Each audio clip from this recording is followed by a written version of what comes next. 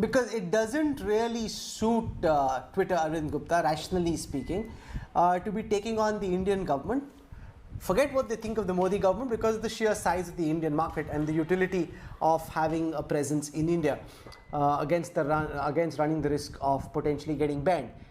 Do you buy Rahil's theory that this isn't a conspiracy, it's just a lot of quirks, irritating quirks, bursting at the same time, virtually simultaneously, making it seem as if Twitter has its knives out for the Modi government, when in fact it doesn't?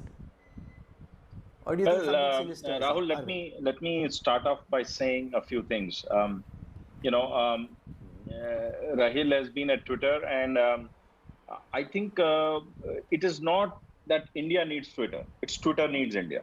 All these companies, all the big tech companies, get their highest user base. They're not allowed to operate in China.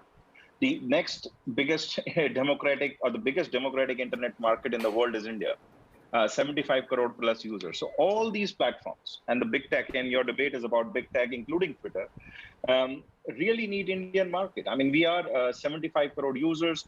The biggest platforms, whether it's Google or Facebook or whatever else, they have 50, 60 crore users in India. That's 500 million users globally. So, bulk of their users come from India. So Twitter also needs India to keep up their valuations.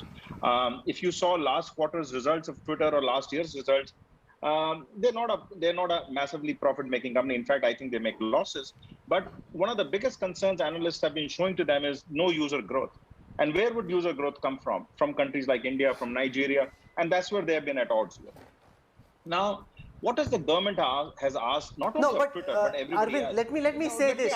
You are saying Twitter needs India, which is true, but the fact, let me just pin you down on what you're saying. The fact is that India also is now in some ways addicted to, or very used to, Twitter, including the who's who of the Modi government. Prime Minister Modi himself, when he was Chief Minister of Gujarat, was one of the pioneers amongst politicians using social media. A lot of the clout of the BJP versus the likes of, say, the Congress or the Trinamool or any of the opposition parties comes from its sheer dominance of these tech platforms. So the dominance of the tech platforms, and I have been a little part of it, comes not only from just one platform. It's how you use the technology that is evolving now. So suppose a new platform comes up. In 2010, Orkut was very dominant. Today, Orkut you don't even hear about. So, platforms change. It's in your DNA, how you adopt those platforms, and how do you execute your communication strategy and your outreach strategy on it. Platform actually at the end of the day becomes irrelevant. I don't think so. This is about Indian governments or Indians as consumers, all of us, bipartisan dependence on Twitter. Twitter will be arrogant to think that we need Twitter. Twitter can be replaced very, very fast, and it has been. All technologies have been replaced if they have not. No, but you're trying. For example, you've tried to push Koo. Koo was positioned as the Atmanirbhar app. It hasn't really taken off. I mean, yes, we know that some posts are now happening on Koo. I mean, I'm not a spokesperson. If you ask anybody watching this broadcast, this is how startups take on the giants slowly and slowly. And I don't need to preach how a small company that point in time, 20 years ago, Google took on the Alta Vistas of the world and the Yahoos, and today Yahoo doesn't exist and Google does, and Google is one of the most valuable companies. Alphabet is the most valuable company in the world. So 9 out of the 10 top companies in the world today are tech companies.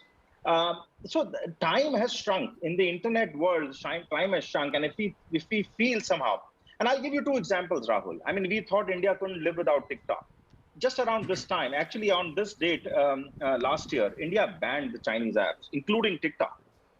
And there was a lot of hue and cry, including on your channel, where people said, "Oh, creators, people, TikTok gone. What will we do? What will happen now?" Look at what has happened. I mean, you've got tons of Indian replacements. You've got a lot of US-based products. Everybody is doing well. It is arrogance of any platform to think that they can take the market for granted. That's hubris. And I continue to say that it will apply to big tech.